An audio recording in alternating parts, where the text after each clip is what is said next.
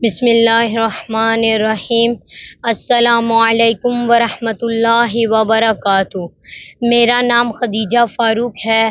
میں مدرسہ تعلیم القرآن کی طالب علم ہوں اور میں 9th کلاس کی اسٹوڈنٹ ہوں۔ آج میں آپ کے سامنے ایک نیا ٹاپک لے کر آئی ہوں، بہت اہم ٹاپک لے کر آئی ہوں، بہت مہم ٹاپک لے کر آئی ہوں، بہت ضروری ٹاپک لے کر آئی ہوں، بہت امپورٹنٹ ٹاپک لے کر آئی ہوں اور موسٹ امپورٹنٹ ٹاپک لے کر آئی ہوں۔ وہ یہ ہے کہ اسلام کا سیاسی نظام کیا ہے، what is the political system of Islam. یہ اتنا ضروری ٹاپک ہے، یہ اتنا اہم ٹاپک ہے کہ جس کی شناخت نہ ہونے کی وجہ سے آج امت بے راہ روی کا شکار ہے۔ آج تشیعوں کا شراسہ بکھرا ہوا ہے، کوئی آمریت کے ساتھ ہے، کوئی بادشاہت کے ساتھ ہے، کوئی خلافت کے ساتھ ہے اور کوئی جمہوریت کے ساتھ ہے۔ آج اگر کوئی نہیں ہے تو امامت کے ساتھ نہیں ہے، آج اگر کوئی نہیں ہے تو ولایت فقیہ کے ساتھ نہیں ہے۔ اس کی واحد وجہ اس ٹاپک سے ناآشنائی ہے۔ اے قوم، وہی پھر ہے تباہی کا زمانہ۔ اے قوم، وہی پھر ہے تباہی کا زمانہ۔ اسلام ہے پھر تیر و حوادث کا نشانہ۔ اے قوم، وہی پھر ہے تباہی کا زمانہ۔ اسلام ہے پھر تیر و حوادث کا نشانہ۔ کیوں چپ ہے اسی شان سے پھر چھیڑ ترانہ۔ کیوں چپ ہے اسی شان سے پھر چھیڑ ترانہ۔ تاریخ میں رہ جائے گا مردوں کا فسانہ۔ مٹتے ہوئے اسلام کا پھر نام جلی ہو، مٹتے ہوئے اسلام کا پھر نام جلی ہو۔ لازم ہے کہ ہر فرد حسین ابن علی ہو۔ یہ ٹاپک بہت ضروری ٹاپک ہے، بہت اہم ٹاپک ہے کہ جس پہ ہمارے تمام اعمال ڈیپینڈ کرتے ہیں۔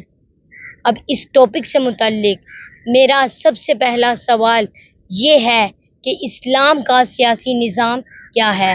اس ٹاپک کو بیان کرنے کے لیے میرے ساتھ مہمان گرامی مہک زارا ہیں۔ السلام علیکم ورحمۃ اللہ وبرکاتہ۔ وعلیکم السلام ورحمۃ اللہ وبرکاتہ۔ جی مہک باجی، آپ کا تعلق کہاں سے ہے اور آپ کی تعلیم کیا ہے؟ جی، میرا تعلق مدرسہ تعلیم القرآن سے ہے اور میں 8th کلاس کی اسٹوڈنٹ ہوں۔ جی، میں ان کی بہت زیادہ شکر گزار ہوں کہ انہوں نے اپنا قیمتی وقت نکالا اور ہمیں تعلیمات آل محمد سے آشنا کریں گی۔ جی، میرا آپ سے سب سے پہلا سوال یہ ہے کہ اسلام کا سیاسی نظام کیا ہے؟ جی، میں بھی آپ کی بہت زیادہ شکر گزار ہوں کہ آپ نے مجھ جیسی حقیر کو اس قابل سمجھا کہ میں یہاں پر آؤں اور آ کر آپ کو تعلیمات آل محمد سے آشنا کروں۔ میرا عقیدہ ہے کہ میرا یہاں ہر لمحہ عبادت میں گزرے گا۔ جی، آپ نے ماشاءاللہ سے بہت اچھا سوال کیا ہے کہ اسلام کا سیاسی نظام کیا ہے۔ اسلام کا سیاسی نظام امامت ہے، اور امام جب پردہ غیبت میں ہوں، امام جب حاضر نہ ہوں، امام جب موجود نہ ہوں، تو اس وقت اسلام کا سیاسی نظام ولایت فقیہ ہے۔ جی مومنین کرام، آپ نے سنا کہ خواہر نے بتایا کہ اسلام کا سیاسی نظام امامت ہے، اور امام کی غیر موجودگی میں جب امام پردہ غیبت میں ہوں تب اسلام کا سیاسی نظام ولایت فقیہ ہے۔ جی مہک باجی، میرا آپ سے دوسرا سوال یہ ہے کہ ہمیں ولایت فقیہ آخر بتائی کس نے، ہمیں ولایت فقیہ آخر سکھائی کس نے؟ جی، آپ نے بہت اہم سوال کیا ہے کہ ہمیں ولایت فقیہ بتائی کس نے، ہمیں ولایت فقیہ سمجھائی کس نے۔ حکیم امت علامہ محمد اقبال فرماتے ہیں، سکھائے کس نے اسماعیل کو آداب فرزندی، سکھائے کس نے اسماعیل کو آداب فرزندی، یہ مکتب کی کرامت تھی یا فیضان نظر تھا۔ آخر اس قوم کو ولایت فقیہ کا کانسیپٹ دیا کس نے؟ آخر اس قوم کو ولایت فقی کا نظریہ دیا کس نے؟ آیا امام نے سکھائی ہے یا یہ امت خود اس نتیجے تک پہنچی ہے کہ جب امام پردہ غیبت میں ہوں تو اس وقت ہم نے فاسقوں کے پاس نہیں جانا، چوروں کے پاس نہیں جانا، فاجروں کے پاس نہیں جانا، ہم نے طاغوتوں کے پاس نہیں جانا۔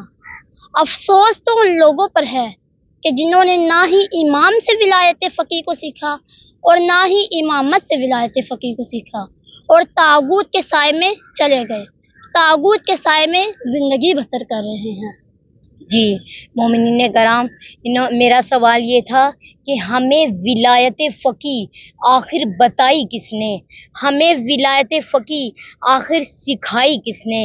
انہوں نے اس سوال کا جواب دینے سے پہلے دو باتیں عرض کی کہ آیا ہم نے امام سے سیکھی ہے یا مومنین خود اس نتیجے پر پہنچے ہیں کہ جب امام موجود نہ ہو، جب امام پردہ غیبت میں ہو تو ہم نے ان فاسقوں کے پاس نہیں جانا، ہم نے ان چوروں کے پاس نہیں جانا، ہم نے ان ظالموں کے پاس نہیں جانا، ہم نے ان طاغوتوں کے پاس نہیں جانا، بلکہ ہم نے امام کے نائبین کے سائے میں زندگی بسر کرنی ہے، ہم نے فقی کے سائے میں زندگی بسر کرنی ہے۔ جی مہک باجی، آپ ولایت فقی کو واضح کرنے کے لیے ہمارے سامنے آج کیا بیان کریں گی؟ جی، میں ولایت فقی کی وضاحت کے لیے آپ سب مومنین کے سامنے امام جعفر صادق علیہ السلام کی حدیث بیان کروں گی کہ جو عمر بن حنظلہ کے نام سے مشہور و معروف ہے۔ جی مومنین کرام، آج خواہر ولایت فقی کو واضح کرنے کے لیے امام جعفر صادق علیہ السلام کی حدیث بیان کریں گی جو کہ عمر بن حنظلہ کے نام سے مشہور ہے۔ تو یہاں یہ واضح کریں کہ عمر بن حنظلہ کون ہے؟ عمر بن حنظلہ امام جعفر صادق اور امام محمد باقر علیہ السلام کے شاگرد ہیں، اور ان کی عظمت کے لیے اتنا ہی کافی ہے کہ حشام بن سالم اور زرارہ جیسے بزرگ صحاب ان سے احادیث کو نقل کرتے ہیں۔ جی، عمر بن حنظلہ امام جعفر صادق علیہ السلام اور امام محمد باقر علیہ السلام کے شاگرد ہیں اور امام علیہ السلام کے صحابی ہیں۔ ان کی عظمت کے لیے اتنا کہا جا سکتا ہے کہ حشام بن سالم اور زرارہ جیسے عظیم صحابی آپ سے حدیث کو نقل کرتے ہیں۔ جی مہک باجی، آپ یہ بتائیں کہ امام جعفر صادق علیہ السلام کی حدیث سے کن کن علماء نے استفادہ حاصل کیا؟ جی، ہمارے قدیم علماء جو اس دنیا سے گزر چکے ہیں ان میں محقق کرکی ہیں، محقق نراقی ہیں، صاحب جواہر ہے اور شیخ انصاری ہیں کہ جنہوں نے اس حدیث سے استفادہ حاصل کیا ہے، اور حال ہی میں امام خمینی روح اللہ کی ذات مبارک ہے کہ جنہوں نے ولایت فقی پر دلیل قائم کی، اور انقلاب اسلام کی بنیاد بھی یہی حدیث ہے۔ جی مومنین کرام، اس حدیث سے بہت سے گزشتہ علماء کرام نے بھی استفادہ حاصل کیا، جن میں محقق کرکی ہیں، محقق نراقی ہیں، صاحب جواہر ہیں اور شیخ انصاری شامل ہیں کہ جنہوں نے اس حدیث سے ولایت فقی پر دلیل قائم کی، اور حال ہی میں امام خمینی رحمۃ اللہ علیہ کی ذات مبارک ہے کہ جنہوں نے اس حدیث سے ولایت فقی پر دلیل قائم کی، اور انقلاب اسلامی کی بنیاد بھی یہی حدیث ہے۔ جی مہک باجی، اب میں آپ سے گزارش کرتی ہوں کہ آپ امام جعفر صادق علیہ السلام کی حدیث بیان کریں تاکہ ہم تمام مومنین اس سے استفادہ حاصل کر سکیں کہ امام نے اس حدیث میں کیا فرمایا ہے۔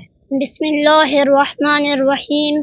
عن عمر بن حنظلہ قال سألت ابا عبداللہ عن رجلین من صحابنا بینہما منازعۃ فی الدین او میراث فتحاکما الی السلطان و الی القضاة ایحل ذلک؟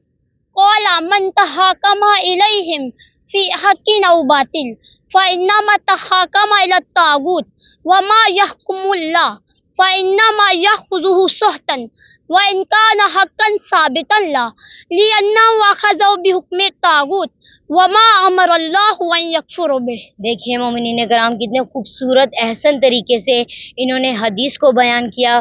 اللہ تعالیٰ ان کو جزائے خیر عطا فرمائے۔ تو مہک باجی، کیا یہ مکمل حدیث ہے؟ نہیں، یہ حدیث کا ابتدائی حصہ ہے، اور بقیہ حدیث اگر اللہ تعالیٰ نے توفیق دی تو ہم اگلے ایپیسوڈ میں بیان کریں گے۔ جی مومنین کرام، انہوں نے جو حدیث بیان کی یہ مکمل حدیث نہیں ہے، یہ حدیث کا ابتدائی حصہ ہے، بقیہ حصہ انشاءاللہ اللہ تعالیٰ اگر توفیق عطا فرمائے تو ہم اگلے پروگرام میں بیان کریں گے۔ جی مہک باجی، آپ یہ بیان کریں کہ عمر بن حنظلہ نے کیا سوال کیا امام سے؟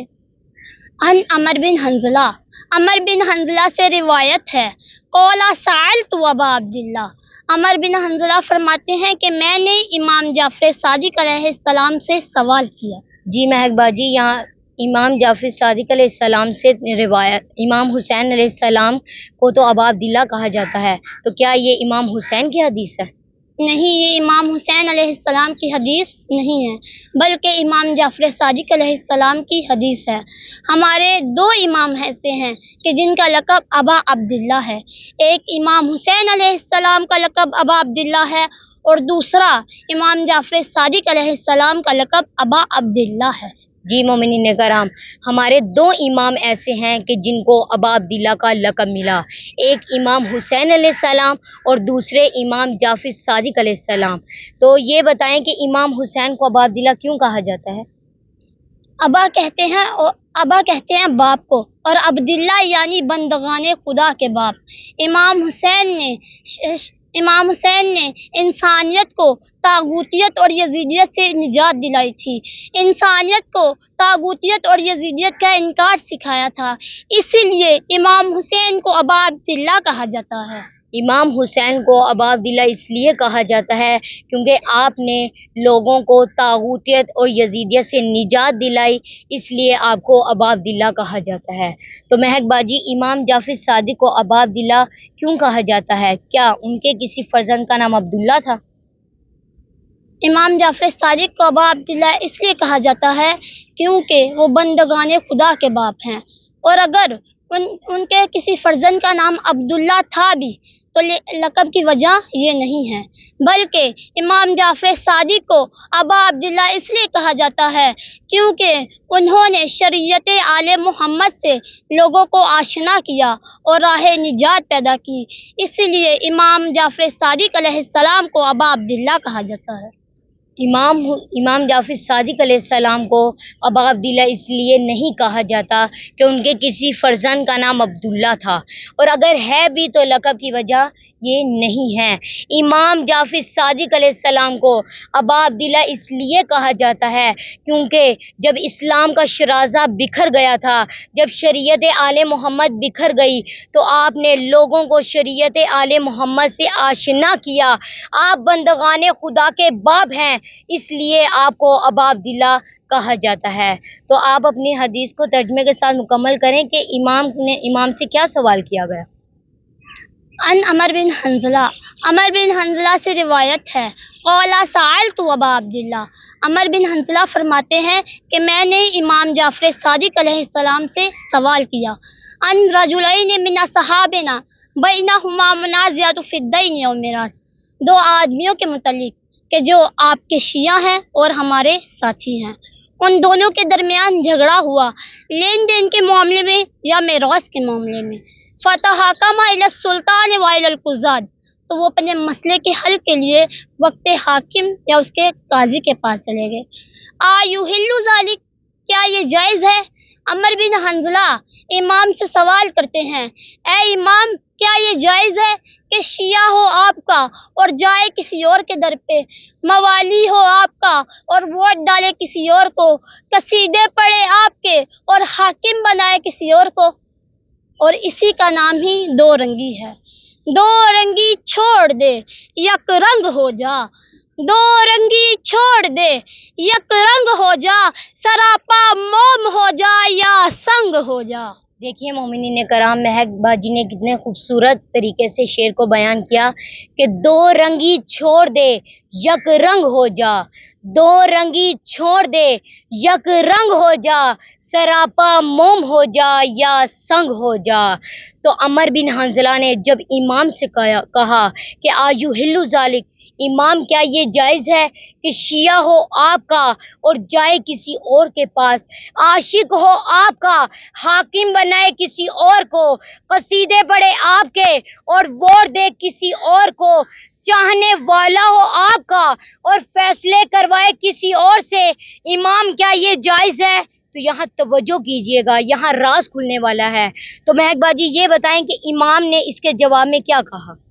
قولا، امام فرماتے ہیں قولا من تحاکم الیہم فی حق او باطل، کہ جو بھی ان طاغوتوں کے پاس جائے، حق بات پہ ہو یا باطل بات پہ، فإنما تحاکم الی الطاغوت، پس در حقیقت میں انہوں نے اپنا حاکم طاغوت کو بنایا، وما یحکم لا، اور وہ جو بھی حکم دے، فإنما یأخذہ سحتا، پس اس سے لینا حرام ہے، وإن کان حقا ثابتا لا، اگرچہ اس مومن کا اپنا حق کیوں نہ ہو۔ دیکھیے مومنین کرام، کتنی سخت روایت امام نے بیان کی کہ جب مومن کا اپنا مال ہے فَإِنَّمَا يَأْخُذُهُ سُحْتًا، اگر وہ طاغوت کے ہاتھ سے لیتا ہے، وَإِنْ كَانَ حَقًّا ثَابِتًا لَا، اگرچہ اسی کا حق کیوں نہ ہو، تو اگر وہ طاغوت کے ہاتھ سے لیتا ہے تو اس کے لیے حرام ہے۔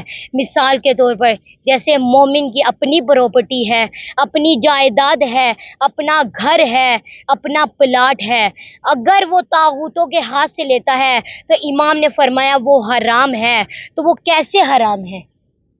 جی، اس کا جواب دینے سے پہلے میں دو باتیں عرض کرنا چاہتی ہوں کہ جو سب سے پہلے ہماری نانی اماں اور دادی اماں نے ہمیں جو سکھایا ہے، ہمیں اسے ذہن سے باہر نکالنا ہوگا، ہم نے اس سے آگے بڑھنا ہے، ہم نے اس تک محدود نہیں رہنا۔ انہوں نے ہمیں کیا سکھایا ہے؟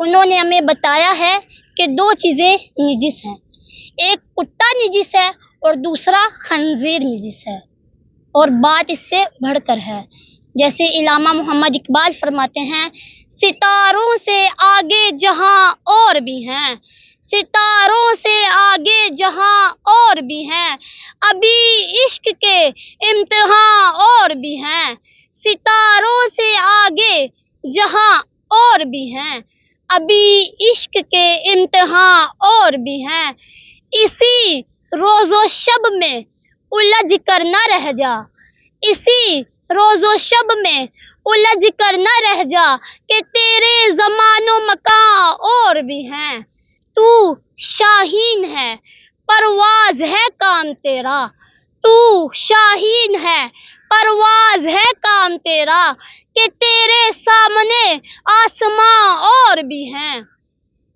جیسے ستاروں سے آگے جہاں اور بھی ہیں، عظمتوں کے بعد عظمتیں اور بھی ہیں، بلندیوں کے بعد بلندیاں اور بھی ہیں، عزتوں کے بعد عزتیں اور بھی ہیں، اسی طرح سے ذلتوں کے بعد ذلتیں اور بھی ہیں، گمراہیوں کے بعد گمراہیاں اور بھی ہیں، نجاستوں کے بعد نجاستیں اور بھی ہیں، اور کبھی نجاست کتے اور خنزیر سے بدتر ہوتی ہے۔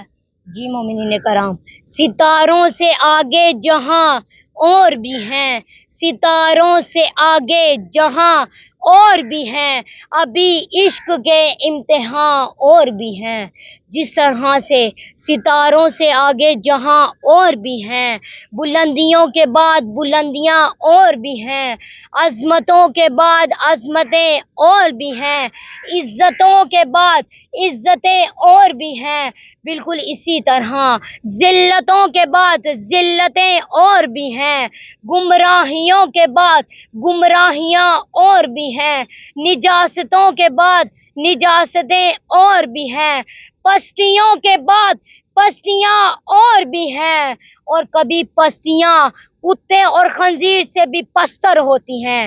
جی آخر وہ کون سی پستی ہے جو کتے اور خنزیر سے بھی پستر ہے؟ وہ پستی جو کتے اور خنزیر سے پستر ہے وہ طاغوتیت کی پستی ہے۔ اللہ تعالیٰ نے بہت سی جگہ میں طاغوت کے انکار کا حکم دیا ہے۔ جی اللہ تعالیٰ نے کہاں قرآن مجید میں طاغوت کے انکار کا حکم دیا ہے؟ اللہ تعالیٰ نے قرآن مجید میں جگہ جگہ طاغوت کے انکار کا حکم دیا ہے۔ اللہ تعالیٰ سورہ بقرہ کی آیت نمبر 256 میں فرماتا ہے فَمَن يَكْفُرُ بِالطَّاغُوتِ وَيُؤْمِن بِاللَّهِ فَقَدِ اسْتَمْسَكَ بِالْعُرْوَةِ الْوُثْقَىٰ فَمَن يَكْفُرُ بِالطَّاغُوتِ وَيُؤْمِن بِاللَّهِ پس طاغوت کا انکار کرو اور اللہ پہ ایمان لاؤ۔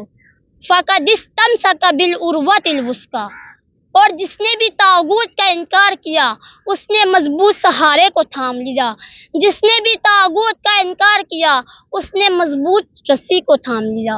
عروۃ الوثقیٰ یعنی مضبوط سہارا، عروۃ الوثقیٰ یعنی مضبوط رسی، اور حدیث میں ہے کہ عروۃ الوثقیٰ یعنی ولایت امیر المومنین علیہ السلام علی بن ابی طالب علیہ السلام ہے۔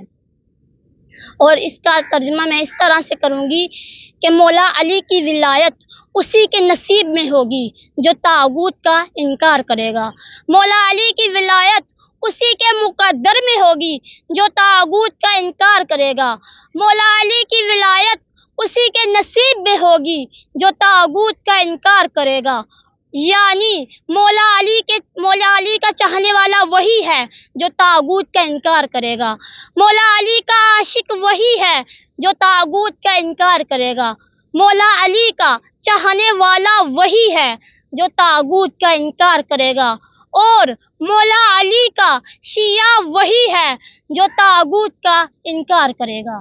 جی مومنین کرام، اللہ تعالیٰ سورہ بقرہ میں فرماتا ہے فَمَن يَكْفُرُ بِالطَّاغُوتِ وَيُؤْمِن بِاللَّهِ فَقَدِ اسْتَمْسَكَ بِالْعُرْوَةِ الْوُثْقَىٰ فَمَن يَكْفُرُ بِالطَّاغُوتِ اللہ تمہیں حکم دیتا ہے کہ طاغوت کا انکار کرو، وَيُؤْمِن بِاللَّهِ اور اللہ پر ایمان لاؤ، فَقَدِ اسْتَمْسَكَ بِالْعُرْوَةِ الْوُثْقَىٰ جو بھی طاغوت کا انکار کرتا ہے اور اللہ پر ایمان لاتا ہے، فَقَدِ اسْتَمْسَكَ بالعروۃ الوثقیٰ اس نے مضبوط رسی کو تھام لیا، اس نے مضبوط سہارے کو تھام لیا، اس نے مضبوط رسی کو تھام لیا، یعنی اس نے ولایت امیر المومنین کو تھام لیا، وہ ولایت امیر المومنین کے سائے میں آ گیا۔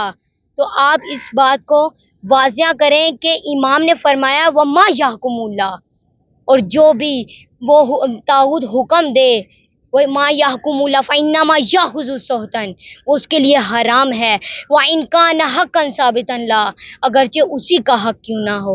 تو آپ اس بات کو مثال سے واضح کریں۔ جی میں اس بات کو واضح کرنے کے لیے ایک مثال دینا چاہتی ہوں، جیسے ایک سیب ہے۔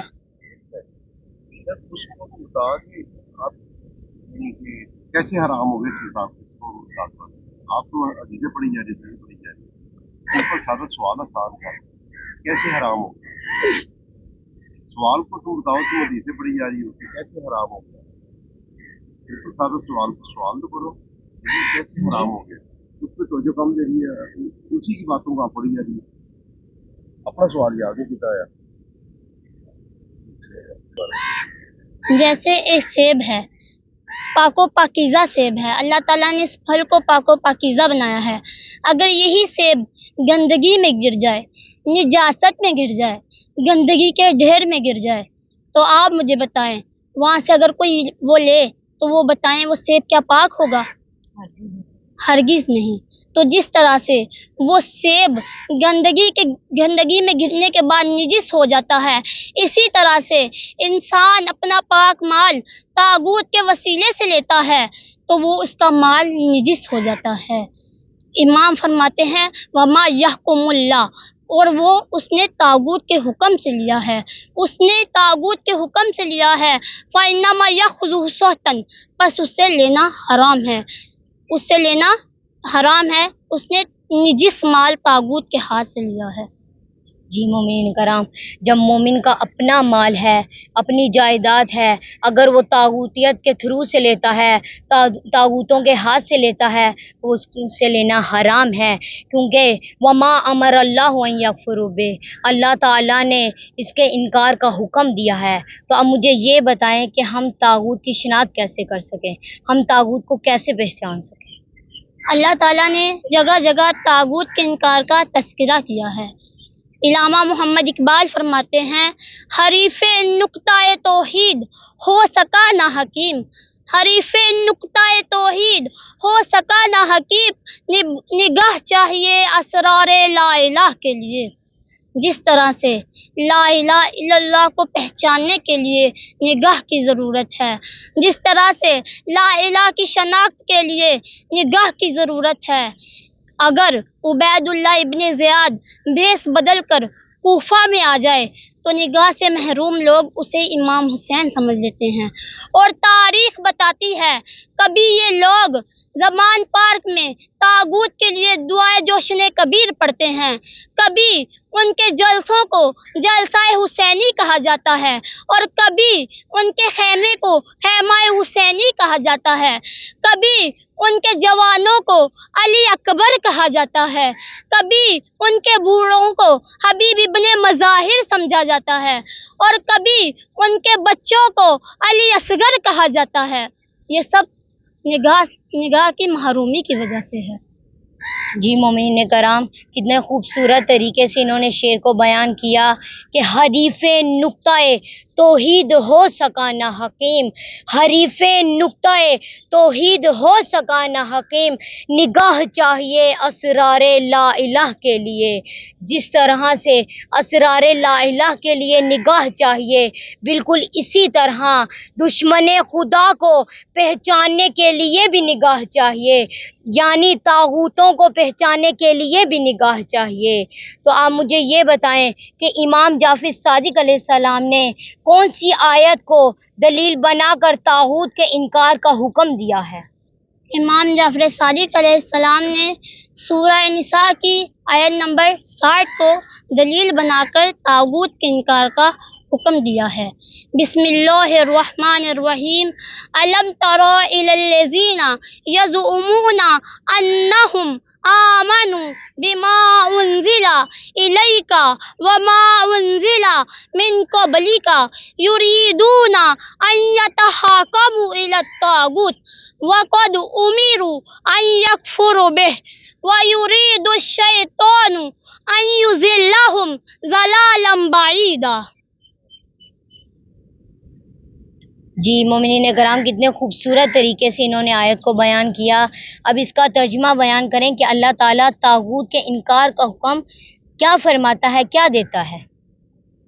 الم تر الی الذین، کیا نہیں دیکھا ان لوگوں کی طرف، یزعمون انہم آمنوا، کہ وہ گمان کرتے ہیں کہ ہم مومن ہیں، کہ ہم ایمان لائے، بما انزل الیک، اے نبی جو آپ پر نازل ہوا، وما انزل من قبلک، اور جو آپ سے پہلے نازل ہوا، یریدون ان یتحاکموا الی الطاغوت، اور وہ چاہتے ہیں کہ اپنا حاکم بنائے طاغوت کو، وقد امروا ان یکفروا بہ، اور خدا حکم دیتا ہے کہ طاغوت کا انکار کرنا ہے، وَيُرِيدُ الشَّيْطَانُ أَن يُضِلَّهُمْ ضَلَالًا بَعِيدًا، اور شیطان ارادہ کرتا ہے کہ انسان کو گمراہ کرے بہت دور تک۔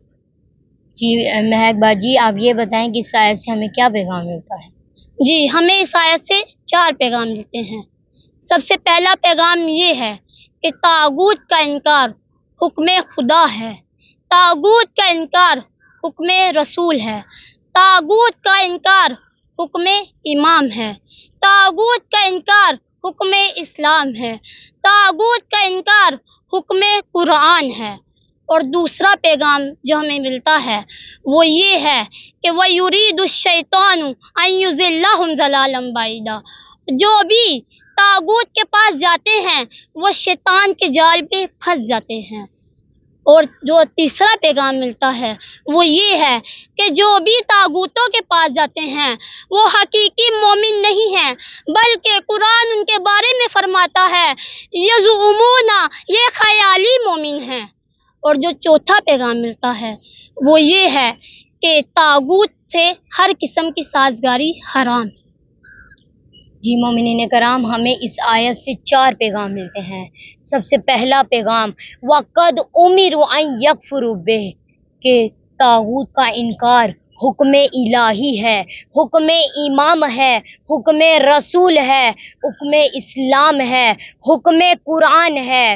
جو ہمیں دوسرا پیغام ملتا ہے وہ یہ ہے کہ یزعمونا، جو بھی طاغوت کے پاس جاتے ہیں وہ قرآن کے نزدیک خیالی مومن ہیں۔ جو ہمیں تیسرا پیغام ملتا ہے وہ یہ ہے یریدون ان یتحاکموا الی الطاغوت، طاغوت کے پاس جو بھی جاتے ہیں طاغوت سے ہر طرح کی سازگاری حرام ہے۔ جو ہمیں اس آیت سے چوتھا پیغام ملتا ہے وہ یہ ہے کہ وَيُرِيدُ الشَّيْطَانُ أَن يُضِلَّهُمْ ضَلَالًا بَعِيدًا، جو بھی طاغوتوں کے پاس جاتے ہیں شیطان اس کو اپنی جال میں پھنسا لیتا ہے۔ اب مجھے یہ بتائیں کہ آج مومنین کی ذمہ داری کیا ہے؟ آج مومنین کی ذمہ داری یہ ہے کہ وہ امامت کے زیر سایہ زندگی بسر کریں، اور امام جب پردہ غیبت میں ہوں تو امام کے نائبین کے زیر سایہ زندگی بسر کریں، یعنی ولایت فقیہ کے زیر سایہ زندگی بسر کریں۔ اسی طرح سے اگر حضرت موسیٰ پردہ غیبت میں ہوں تو حضرت ہارون کا ساتھ دیں، اور اگر ہمارے وقت کے امام زمانہ اجر اللہ تعالی فرجہ شریف پردہ غیبت میں ہوں تو اس وقت فرزند علی، فرزند زہرا، فرزند حسین، رہبر انقلاب، رہبر معظم حضرت آیت اللہ خامنائی کا ساتھ دیں۔ جی، مومنین کی آج ذمہ داری یہ ہے کہ وہ امامت کے سائے میں زندگی بسر کرے، یعنی جب امام پردہ غیبت میں ہوں تو امام کے نائبین کے سائے میں زندگی بسر کرے، ولایت فقیہ کے سائے میں زندگی بسر کرے۔ جس طرح سے حضرت موسیٰ پردہ غیبت میں ہوں تو حضرت ہارون کا ساتھ دیں، جب کوفہ میں امام حسین موجود نہ ہو تو حضرت مسلم بن عقیل کا ساتھ دیں، اور آج اگر امام پردہ غیبت میں ہوں تو آج ہمیں فرزند علی، فرزند زہرا، فرزند حسین، رہبر انقلاب، رہبر معظم سید علی آیت اللہ خامنائی کے سائے میں زندگی بسر کرنی چاہیے، ان کا ہمیں ساتھ دینا چاہیے۔ اسی گفتگو کو ہم ختم کرتے ہیں، اب ہم ملتے ہیں اگلے پروگرام کے ساتھ۔ اللہ تعالیٰ آپ کا اور ہمارا حامی و ناصر ہو۔ اللہ حافظ۔